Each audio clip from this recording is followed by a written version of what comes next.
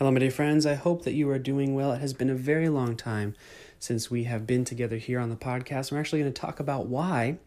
Specifically, we're going to be talking about the decision I made to pause podcasting and the decision I have made recently to turn it back on and why I did that. This is going to be a mini masterclass on a decision-making framework which has been very valuable to me in my life, and I want to share it with you. Those of you who are noticing that the pandemic is, so if you're a business owner, that the pandemic is increasing both the volume of decisions that you have to make and the complexity of the decisions that you have to make, this episode will help you. For those of you who are trying to balance multiple things, say for example, you're trying to balance a job, you're trying to get your side hustle going, and you also have a creative endeavor going. This will help you to know what to put first, what to emphasize first, what to do second. This episode is all about making the right decision at the right time, knowing what to do next, and prioritizing all of the choices that you have to make and all the things that you can and should be doing to get to where you want to go. Now, in order for us to talk about a framework that works, we need to have a quick lesson on motivational theory. In other words, how human beings self-motivate, how human beings operate so that we can establish ground rules for making decisions. Okay? So Maslow's hierarchy of needs. You've probably heard it many times. Does it have its flaws? Absolutely. But as a general rule for how the human mind works, self-regulates, self-motivates, it's a simple enough tool that we can use it fairly regularly, and it will provide for us a high likelihood of success when we apply it to our decisions. So specifically, Maslow's hierarchy of needs is simply how he found it is he used biographical assessment, which isn't necessarily the most accurate, but essentially he deconstructed the set of needs that a human being must fulfill in the order that they must be fulfilled in so that that human being can reach what he called self-actualization or self-fulfillment. Now let's break this down. Most of the advertising, most of the political, most of the social media messaging that you receive on a daily basis is pointed towards self-actualization. Now, what does that mean? Okay. What the heck is this? What are we doing? Are we having a philosophy lesson here or what?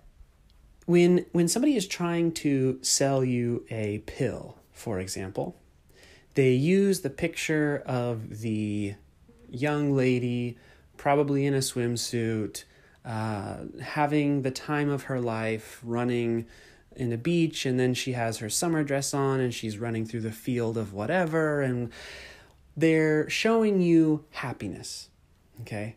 But the pill doesn't solve happiness. It solves a very physiological need. It solves a biochemical reaction. It's something that is at the physical level, and yet what they're selling you is happiness. Politically, when somebody tells you that things ought to be this way, what they're selling you, what they're asking you to buy into is the self-actualization of an ideal. They're selling you the best case scenario. They're selling you another version of happiness, that this is the thing that will solve for your happiness. Marketing messages, it's the same thing. Everybody is trying to sell you self-actualization, fulfillment, your highest level of being happy. All the webinars are buy this program and you will be happy. You will achieve your highest level of, etc., etc. Now, inherently, the idea of showing people how to become happy, there isn't anything inherently wrong with that idea. What causes problems, however, is that these commercials, these political arguments, these webinars and things, what they fail to tell you, okay, what they fail to reveal is that there are a whole host of steps between where you are at now to actually being happy, and it's not as easy as taking a pill. The pill will solve the physiological issue that's going on, but you won't necessarily be happy. The course on the webinar might help you to develop a skill, but you can be quite miserable with a skill. The political idea might improve some aspect of something, but there's still all of these other problems and et cetera, and et cetera. So what Maslow's hierarchy of need does is it says, okay, yes, self-actualization is great, and it's something that we should aim for, and we should go for it, and it is achievable, and many people have achieved it. They've lived their full purpose, and et cetera, and et cetera. But there are a host of things that must be taken care of first before you can ever possibly hope to be happy. Now, why are we talking about this while we're talking about choices and making decisions? It's because if you believe that everything is one step away from self-actualization, meaning from where you are, you just have to make one more right decision, or from where you are, you just need one more thing, and then you'll be happy. Then you'll be self-actualized. What you will be doing is essentially what a young child does when they look at a map. Okay? So the young child, you pull out the map, you say, we are here in Portland, and we're going to go down to LA to go to Disneyland. And the young child says, oh, wonderful. I see it on the map. It's only 3 inches away. We can take a straight line, Portland to LA. We'll be there before I even know it. But you as the adult know that that's not true. If you're taking a plane, there's a whole host of things you have to do. You're going to have to wake the kids up. You're going to have to pack. You're going to have to get them in the car. You take the car maybe you got to get a shuttle. You take the shuttle to the airport. Then you got to do this. Then you got to get on the plane. Then you wait on the plane. The plane goes over. And then there's this whole process. Then when you land the plane, then you got to... So as the adult, you know it's not that simple. The child sees it and they think it's that simple. And the child is the one who feels disappointed when it isn't that simple. When you are making decisions, it is similar to becoming the adult for your own outcomes. Okay? Now, what I want to do now is describe to you, like if you were, let's say, to take a plane trip or drive or whatever, and you were going from Portland to LA, there's all those additional steps that must happen first before you can get to Disneyland. That is what Maslow's hierarchy of needs has already described for us so that we can be the adult in the decision-making process, and we can know what to do next by finding out where we are. So before we hit self-actualization, Maslow's hierarchy of need tells us there are 4 other sets of needs that must be essentially taken care of before we can reach happiness. And there's a specific order that these needs go in. Okay, so I'll tell you what the needs are, and then we'll run you through some examples, and then we'll talk about the framework. So the 4 needs are, the first need that must be taken care of before you can progress to any of the other things. So the first thing we got to do, we got to pack our bags, right? Before we take this trip to Disneyland. For us as decision makers, the first thing we have to decide, the first thing that must be taken care of, the first need that must be satiated is physiological. So, for example, that is making sure we have enough to eat, making sure that we are sleeping, making sure that we are, if we are ill, that we are able to manage that illness, if we are to prevent future illness or injury, etc. Now, I hope that you are thinking about this in terms of decision making for yourself, because what a lot of people do, especially business owners, is they look externally for the thing that will make them happy. So let's say you're trying to decide between 3 different ways to make income. You're deciding between your job, you're deciding between a creative endeavor, and you're deciding between, let's say, a freelancing business. Okay? How do you know which one of those to pursue first?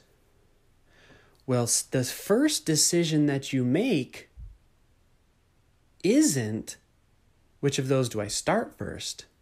It's first to check in and make sure that physiologically those needs are being taken care of.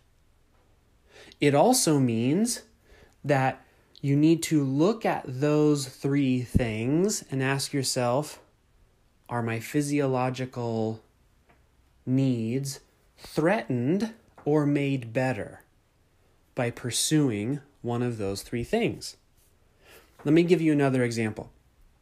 If you have a business and you're distracted and pulled in all these different ways because there's so many bright, shiny objects to pursue in your business, and this is common with business owners. I'm going to tell it to you and you're probably going to be like, that doesn't make any sense. A lot of business owners get so distracted with running the business and doing all these fun side things that pretty soon the business isn't making any more money. Physiologically speaking, if the business is a living thing, not making money is the same thing as not having any food. It's the money is the life force that keeps a business alive. So physiologically speaking, if you're thinking about, should I join this mastermind? Should I try this thing? Should I do that thing? Should I go on a vacation? Well, first you need to take care of the physiological need of your business. And you need to focus on that part of your business until it is consistently being met. Meaning that need is consistently being met. For 90% of the people who run businesses, they're worried about self-actualization. They're worried about this like pie in the sky thing of, whatever their big dreams are, and they've completely ignored sales. They've completely ignored bringing in cash. They've completely ignored being able to deliver on the promises that they have made to people. So hopefully, this is starting to turn some light bulbs on for you.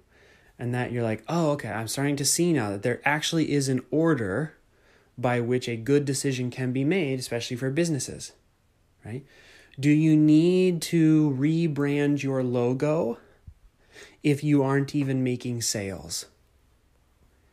Do you need to worry about how are you going to take Friday off every week if your business isn't even making sales? Well, no, you first need to take care of that base physiological need. Now, if you don't have a business yet and you're sort of starting one and you're getting it going on the side, you have to think about, if I go this way, will it threaten the physiological needs of mine that are currently being taken care of by this job? And you can use that to frame your decision making. But there's even a third way to consider this, knowing that your physiological needs are the base, core, most important. They're the first thing that must be taken care of in order for you to progress to the next step and eventually reach happiness. If you are currently, whether business owner or not, in a position in your life where your physiological needs are not being met, then it is no wonder that everything else is incredibly difficult. And specifically, I'm talking about two things. Well, really three, I guess you could suppose. One, are you hydrated? Okay. I can't tell you how many people would just feel so much better if they just drank more water. Okay. Put away the sugary drinks, drink more water. Two, are you putting fuel in your body or are you putting garbage in your body? Okay. Again, people would see tremendous benefits and energy and motivation and all the things that they're trying to find tricks for if they just took care of the physiological aspect, the thing that will actually solve the problem, before trying to, again, go for self-actualization in one big step. And the third is sleep. Sleep, sleep, sleep. Really good book by Matt Walker. I highly recommend Why We Sleep. If you read that book, he also has some really good interviews on YouTube. You read that book, watch his interviews, learn more about the power of sleep, and you will see why probably the things you were pursuing that you thought would make you happy aren't really the things that will make you happy. And that, in fact, it could be as simple as fixing your sleep. Getting the professional help to have better sleep. Now, I'm not coming to you as some person who's always slept well. The way I was raised, we can skip that part for now, but there was just stuff that happened when I was a kid where sleeping became very, very difficult. And then I became a firefighter, and then I became a chef, which was just really all weird, odd hours, long shifts. And I worked night shifts for a company and et cetera, et cetera, et cetera. Sleep has been something I've struggled with, always. And so I am coming to you as a fellow person who can tell you that there is a big difference between sleeping and not sleeping. Like a huge difference. Okay, so physiological needs first. So whatever you're looking at, whatever decision you have to make, first you have to address the physiological need. Does it improve or does it threaten my physiological needs? Because I am a human being, those needs are real. If those needs aren't being met, no matter what I do, I will either fail or I will succeed and be unbelievably unhappy. Maybe even made worse than I am now. Okay, physiological needs. Next is safety needs. So this is, for example, I think the easiest way for us to think about it in Maslow's hierarchy of needs, the safety needs is financial. We don't have to talk about many of the other feelings of safety because they're very complex, but also we're all here talking about business. And so let's talk about the thing that would make many of us feel safe. And I would imagine many of my listeners here don't feel financially safe, especially not now during the coronavirus and the pandemic. So for those of you who have felt a shift in your own internal happiness and anxiety and etc., it's probably because your sense of financial security has been threatened. So again, we go back to Maslow's hierarchy of need. Is this need of mine being made better or is it being threatened by whatever decision I'm making or by whatever's going on around me? So now let's think about this in terms of a decision. Let's say that you have a job, and let's say that you have an artistic thing that you want to pursue, and let's say that you have a side business that you'd like to pursue as well. And you say, what should I do? Well, first, don't jeopardize or threaten your financial safety. That's step number one. Being in this business of coaching and helping people to grow and start their own businesses has been very interesting for me, because a lot of people will make purchases that that threatens they'll make purchases and decisions that threaten their financial stability, in other words, their ability to feel safe financially, and then they will freak out.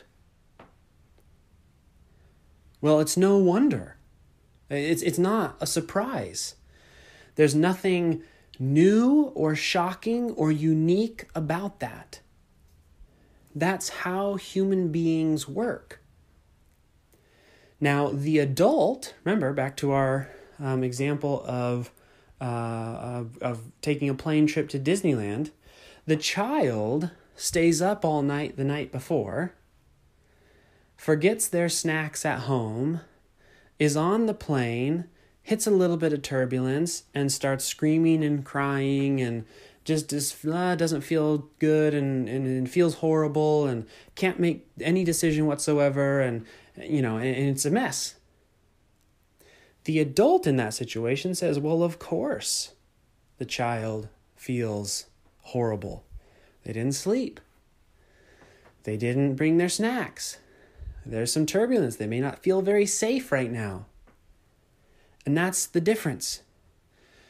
Understanding Maslow's hierarchy of need can make you an adult for yourself so that you can self-regulate.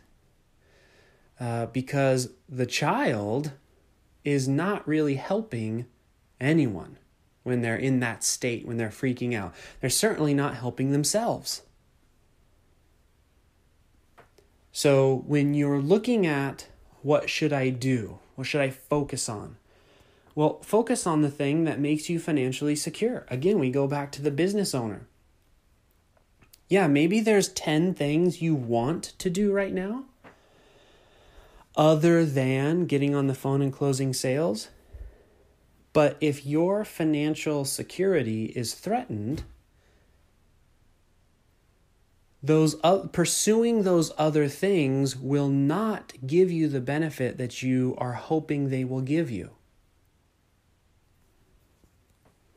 So, for example, a lot of people ask me, okay, I've got this business going. How do I find time to be creative? Meaning, how do I pursue a side project? And my answer is, step one, you work on the thing that's paying your bills until a point where ignoring it would not threaten it.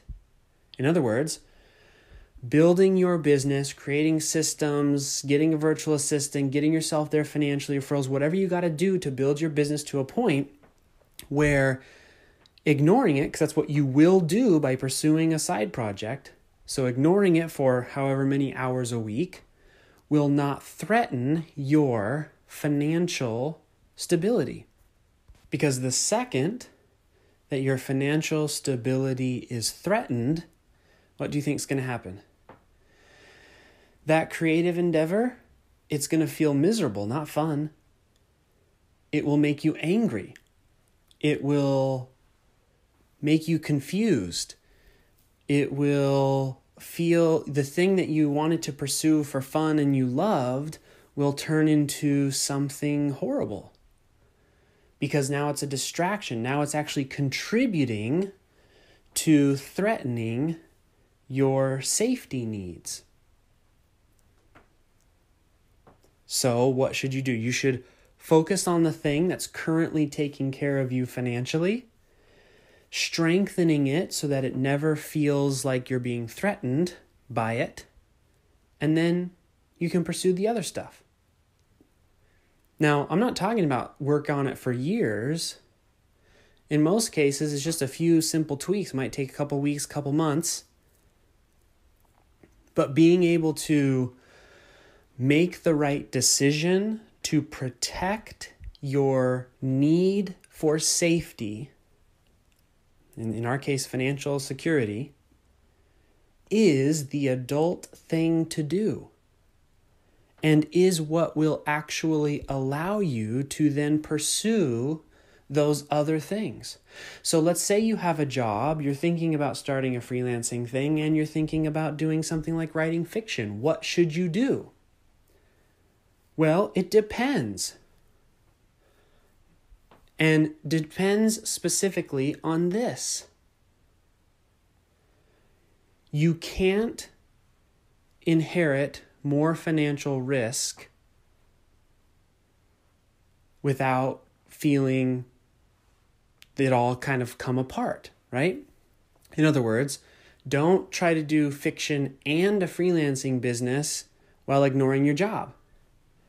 The job is what's paying you right now. Now, if you're feeling like I might get fired from my job very soon because of the pandemic, or maybe I was a commission salesperson and nobody's, maybe I'm in real estate, commission sales is no good. Well, then go for the thing that you are going to do to replace what is now the threatened financial security, and focus on just that. And you might say, well, Mike, so does that mean I should do a freelancing business? Well, it depends. What can you afford in terms of the threat levels to your finances? Let me give you an example. Let's say that you do have a job. It's being threatened, so you're feeling unsafe, which is motivating you to start something new. You could start a freelancing business or a side business or whatever it is that you want to do. And here's some things we know about freelancing. You can get clients relatively quickly. They typically pay upfront, or at least half upfront, which means the day you close the deal, you can make money. You can set a rate in which you get paid for whatever it is you're doing. In other words, it's not speculative in nature. You say, look, I charge $150 an hour. When you get work, that's exactly how much you're going to get paid. So on paper, that seems financially a little bit more secure than this, for example. Fiction. All right, what happens with fiction? Fiction, you could write 50,000 words, which will likely take you more than a month. If you have something else that's in the way, that one book is certainly not going to sell a ton of copies. And even if it did, one, you can't predict how much it will make you back, because it's different. It just depends on how it lands in the market. So you can't predict exactly how much you're earning for that particular thing. And number two is you don't get paid until 60 days after it sells. So the sales I make today, I won't get paid for 60 days from now. And so in this decision-making process, what are we doing? We are breaking down objectively the mechanics of the thing we're trying to make a decision about. And then we are relating it to Maslow's hierarchy of need and checking to make sure that we're not just making rash decisions. So in this case, if your job was being threatened, so that's that need to take care of your financial security, my recommendation would be to start a freelancing business or get another job, right? If that's an option and you prefer to do that. Because Maslow's hierarchy of need, if you're pursuing fiction because you just think it would make you so happy, under these circumstances, guess what? It will not. Because the lower set of need, in our case, the safety need of financial security, is there's a very high risk that it's not going to work out in the way you think it's going to work out. Now, does that mean that fiction is always the wrong answer? Of course not. If your job is already satisfying your need for financial stability. Now, you may not be as rich as you want to be, but your bills get paid every month. Then the things I said earlier about it takes 60 days to get paid, you could write a book and you're not going to get paid the same. It's going to take a couple of books, blah, blah, blah, et cetera, et cetera. Those don't matter. Because, why? Because those aren't relevant to that need. That need has already been satisfied by the fact that your job has kept you financially safe. Now, don't get me wrong. I'm not talking about financial freedom. Okay? Financial freedom is a self-actualization. It's higher up on Maslow's hierarchy of need. Having all your bills paid, knowing you're going to be able to pay rent, pay your mortgage, put food in your belly, put food in the belly of the people that you love, that changes it changes your ability to make decisions. So we go back to the business owner. What decisions should you make in your business right now? It depends on what your financial safety needs are and whether or not they're being threatened or they're being met. That's the deciding factor. Okay, that is where you can steer your ability to make decisions, and then you can analyze whatever it is you're trying to decide about as to whether or not that's the next right move. So you think, gosh, should I join this $50,000 a year mastermind where we're going to talk about how to achieve our blah, blah, blah, or, how to be a better leader or how to do da, da, da, da, da. It depends. Are you making enough from your business right now? And if the answer is no, well, then that's probably where you should start before you get too worried about self-actualization. And I'm not coming at this of you must be a pragmatist. What I'm saying is that self-actualization is impossible when your financial safety is threatened. And you don't even have to take my word for it. Just look at your own life. Right? How many times have you been I feel super fulfilled when the bill collector is calling you 10 times a day? I mean, unless you're just completely detached from reality, in which case anything can be self-actualizing, right? And that's a whole nother conversation for another time. But again, it's, not everybody, this stuff isn't for everybody. Let me just put it that way. Okay. Next we have love and belonging and esteem. Now this, honestly, this is for me where you start to get into, do I enjoy what I'm doing? And do I like who I'm doing it with?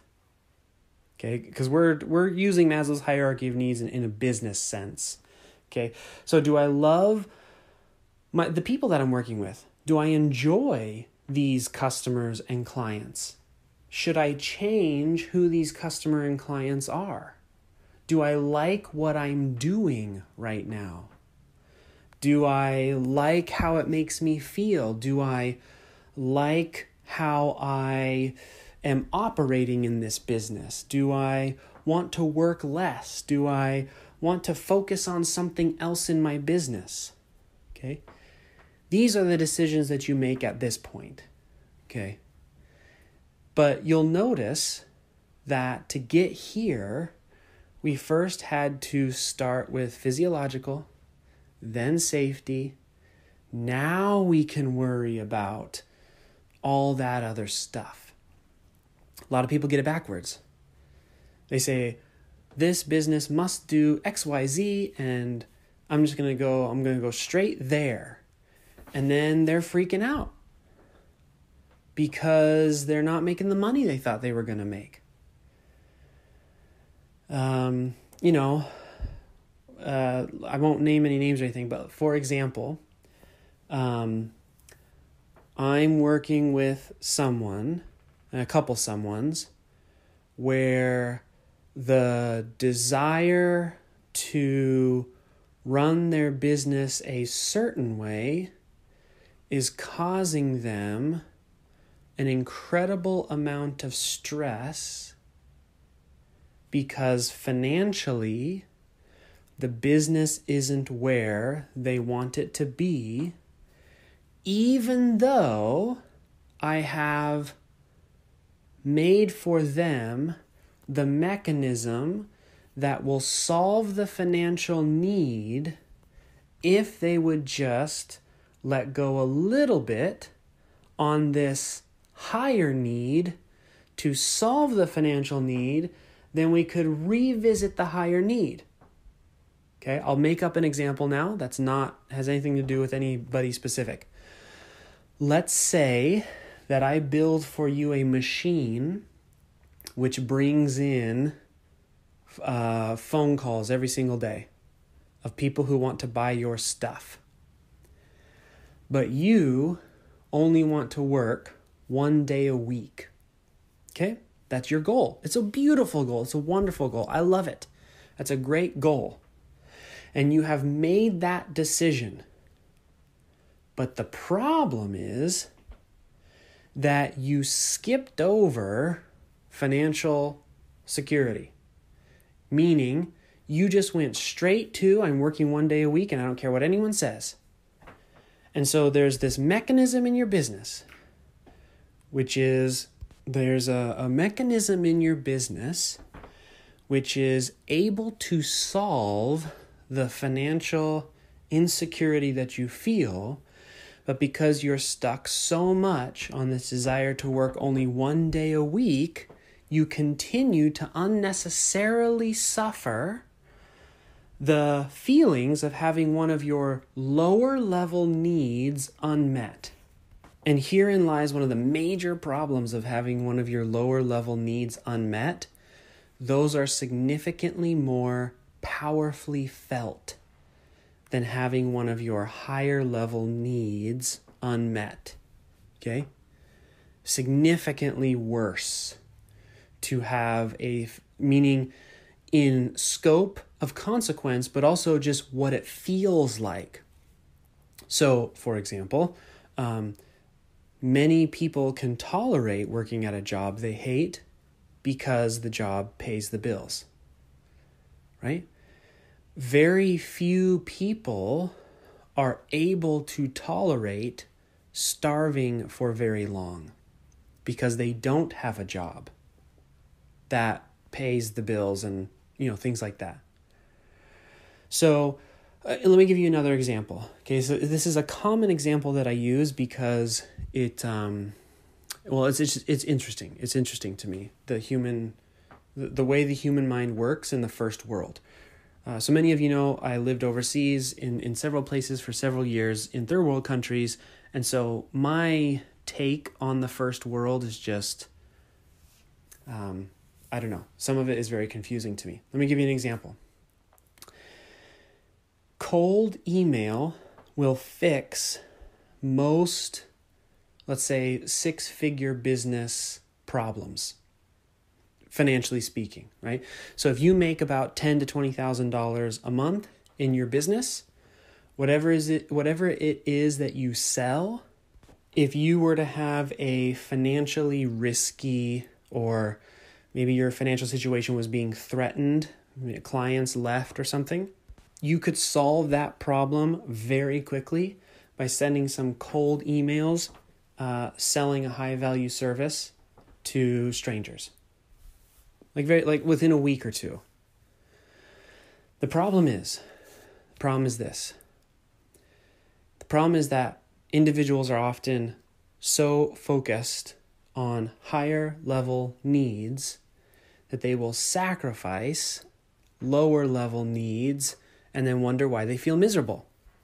So, for example, in the cold email, they'll say, I don't like how it makes me feel to send a cold email. Or, I don't like cold emailing on general principle. Or, I don't want to be embarrassed by someone rejecting me. Or, I can't focus on sending 30 cold emails right now because it's boring. Right? And yet, financially, lower level hierarchy of needs, their financial sense of security is threatened. This is the importance of being able to objectively identify within yourself where you are actually at in the hierarchy of needs. And you can take it a step further and ask yourself, in the hierarchy of needs, where is my business at? And this is why I stopped podcasting. I love podcasting. I love it. I love it. I love it. I love it. I love making this stuff for you guys. I love making videos. I love doing all that. It's why I got into this business. I love teaching. I love sharing. It's wonderful. However, my business had a very serious problem. It wasn't our financial security or stability that was the problem at the time. It was it was the safety of our operations, meaning operationally speaking, we had a situation with team that I had to step back from the higher level need, which for me was fulfillment within the No Pants project. In other words, I was focusing because our lower level needs, our physiological, meaning our sales were strong, our safety nets were there, we had plenty of money in the bank, there was lots of great things going on. It was amazing. And then we tried this new thing and we brought a bunch more team on, which increased our costs and also increased our complexity. And so I had to step back from the higher level of, self-actualization within the business so that I could focus on fixing the lower level needs. Now, the lower level needs are fixed and being fixed and on their way to getting fixed to where we're no longer in the state of threat operationally. So now, back to podcasting. We're even going to do YouTube videos now. But that's an example of this decision-making process at play. Now, you guys have to know, I hate operations. I sincerely despise management. I don't like creating SOPs and systems.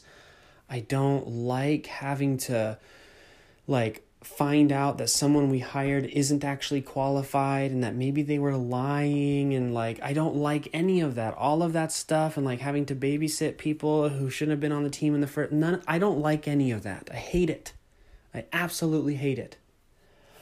But what's worse is pretending that everything's fine, focusing on the self-actualization piece, because that's where we all want to get to, turning a blind eye to a threat at a lower level need, at a more foundational need in the business, and then waking up 6 months later and the business being completely destroyed. That is significantly worse. And I have to, on this podcast, give a shout out to the Clockwork team, and Emily and Adrian over there at the Clockwork team. They were the ones who pulled me out of that funk. They were the ones, along with our director of operations here, Kaylee, who were like, no, we need to solve this now. And that's a little side note. When you are making decisions, it's great to have people to help you to see objectively where you are actually at in the hierarchy. That can be very helpful as well.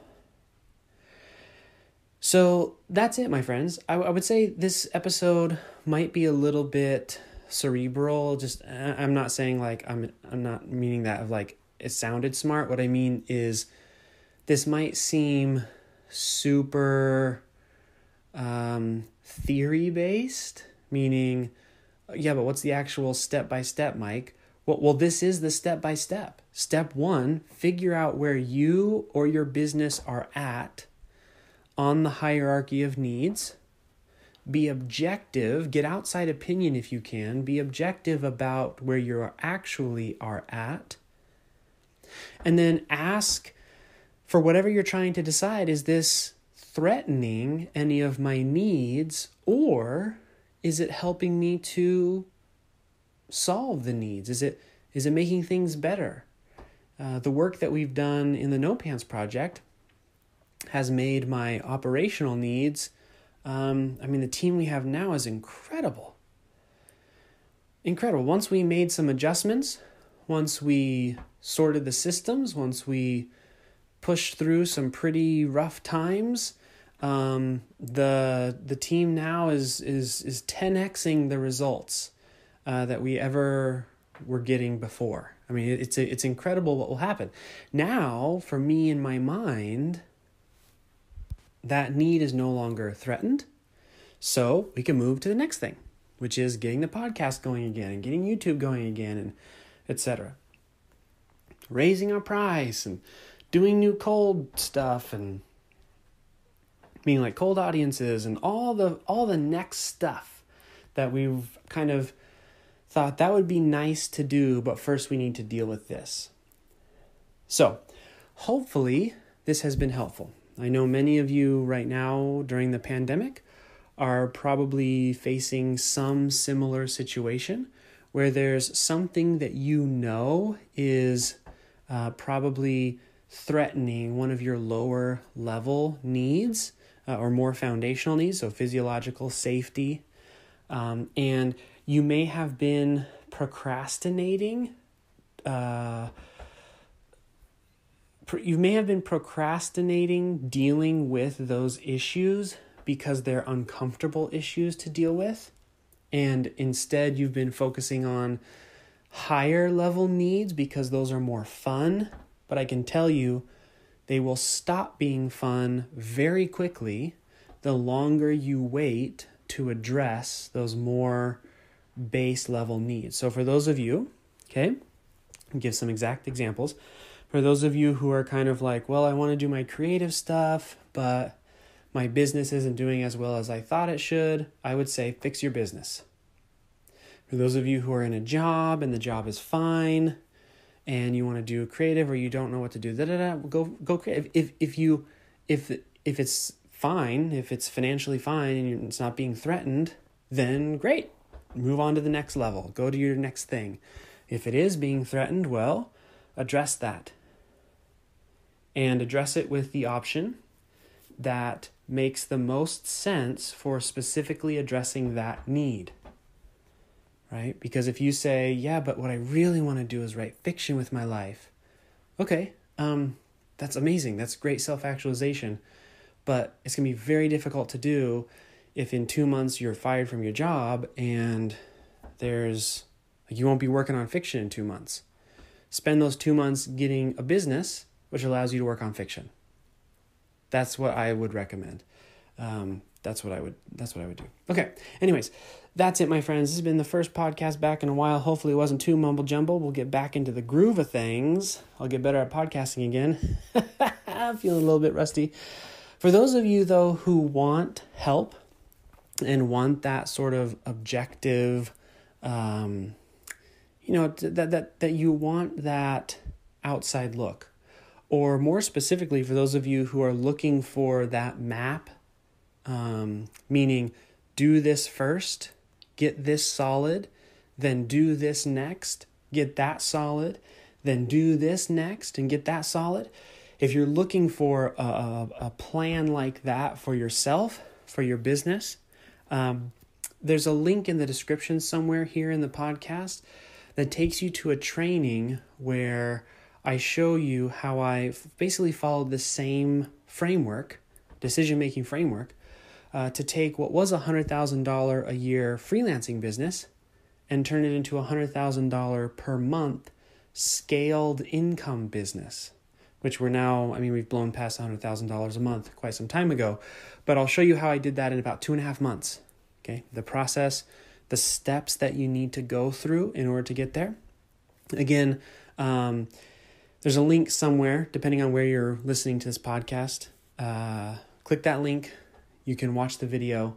And then if you'd like our help as a team, just book a call. We'll have a quick chat. We'll help you to analyze where you are in this process, and we'll have a call, and we'll see if we can help you with some other stuff. We got done for you options, coaching options, all sorts of different options. All right. So that's it. Hopefully this has been helpful, and I'll talk to you later.